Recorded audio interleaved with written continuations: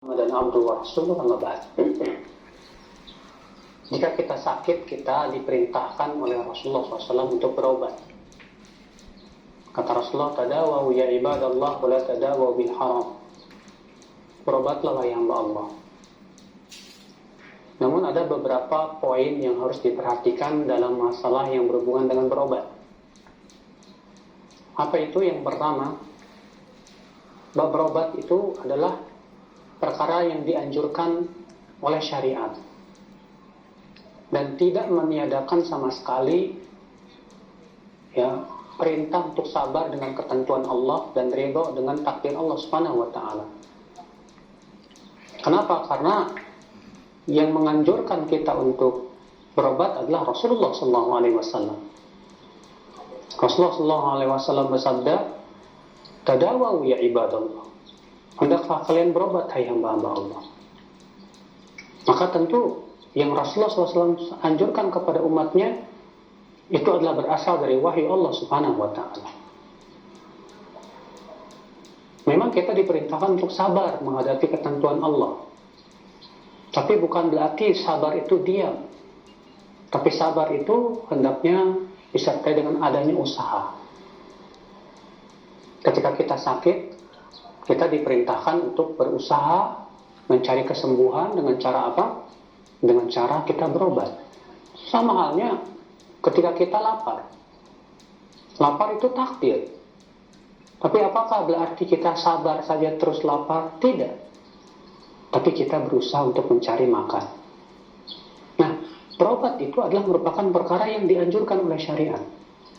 Mana yang lebih utama? Antara berobat atau tidak berobat? Jawab yang lebih sesuai dengan sunnah adalah berobat.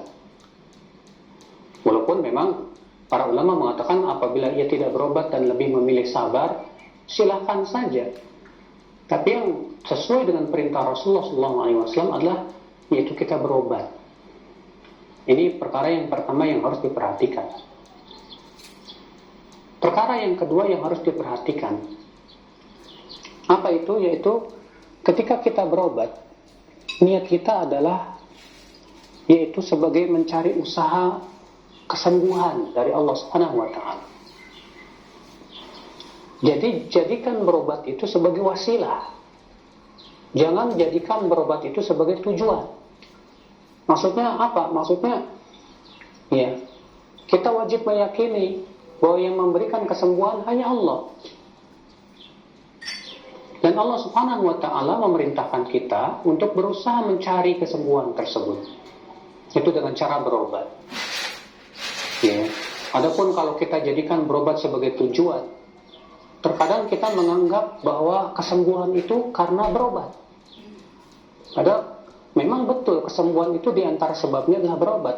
Tapi yang paling utama harus kita yakini bahwa kesembuhan itu semuanya dari Allah Subhanahu wa ta'ala. Makanya Allah Ta'ala berfirman, wa idza maridtu fahuwa yashfin.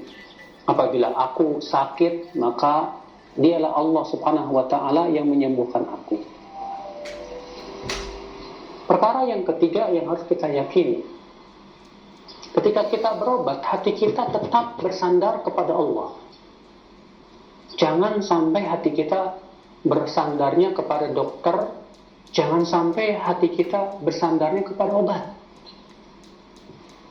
Karena sudah kita sebutkan tadi bahwa yang menyembuhkan adalah Allah.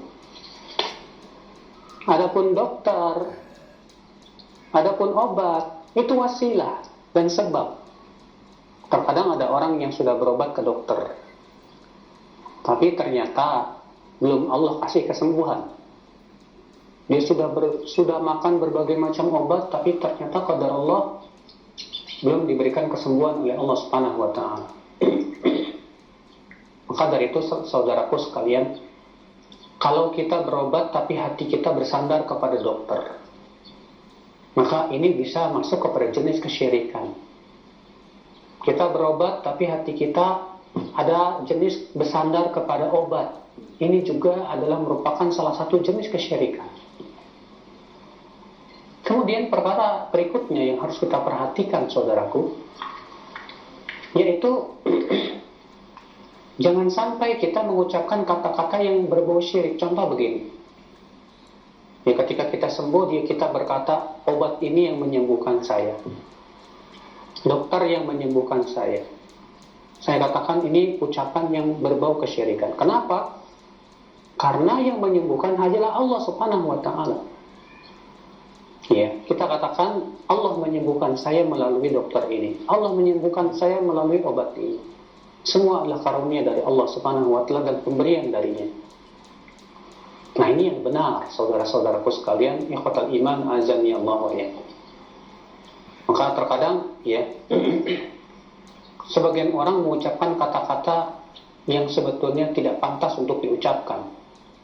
Seperti mengatakan bahwa dokter yang bisa menyembuhkan, obat bisa menyembuhkan. Kita katakan yang menyembuhkan secara hakiki hanyalah Allah Subhanahu wa Ta'ala. Adapun obat dan dokter itu adalah hanya sebatas wasilah. Kemudian perkara selanjutnya, saudaraku, jika kita sudah berobat dan ternyata kesembuhan belum pula datang, kewajiban kita apa? Sabar dan terus kita bertawakal kepada Allah dan serahkan semuanya kepada Allah. Ya.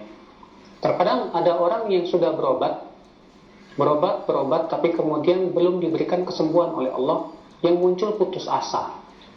Bahkan na'udzubillah sampai kepada derajat seseorang tuh suudzon kepada Allah Subhanahu wa Ta'ala.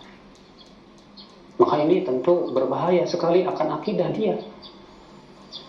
Maka di saat kita belum diberikan oleh Allah kesembuhan, kewajiban kita sabar, kewajiban kita ridho dengan ketentuan Allah Subhanahu wa Ta'ala.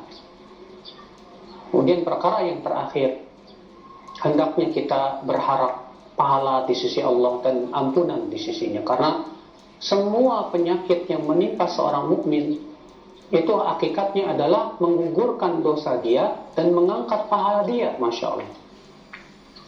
Ya, kata Rasulullah SAW, ma min musibatin tusibul mu'min syaukah fama fauqaha. Tidak ada satupun musibah yang menimpa seorang mukmin, baik itu duri ataupun yang lebih besar darinya, illa kaffarallahu biha anhu khata'iyah, kecuali Allah akan gugurkan dosa-dosanya. Kama tahuttu asyajar waraqaha, dalam satu riwayat begitu, sebagaimana ya pohon itu menggugurkan dedaunannya. Maka ketika kita sakit, kita selalu berharap mudah-mudahan Allah, dengan sakit saya ini Allah ampuni dosa-dosa saya. Kita selalu ingat akan dosa-dosa kita.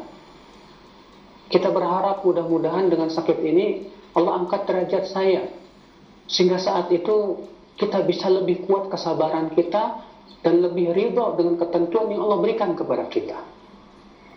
Dan jangan lupa, saudaraku, kita banyak berdoa. Berdoa supaya disabarkan, berdoa supaya dijadikan hati kita ridho. Makanya di antara perkara yang Rasulullah SAW minta kepada Allah, wa as'aluka ridha ba'dal qadha. Ya Allah, aku minta kepada Engkau keridhaan setelah takdir dan ketentuan yang Engkau berikan kepada aku. Karena memang untuk ridho dengan ketentuan Allah itu butuh keimanan. Nah, inilah ya beberapa tips, beberapa perkara yang hendaknya diperhatikan ketika kita diberikan oleh Allah sakit. Semoga ini bermanfaat buat kita semuanya. Wabillahi taufiq. Subhanakallah bihamdik, syahadu an la ilaha illa anta, astaghfiruka wa atubu ilaik. Assalamualaikum warahmatullahi wabarakatuh.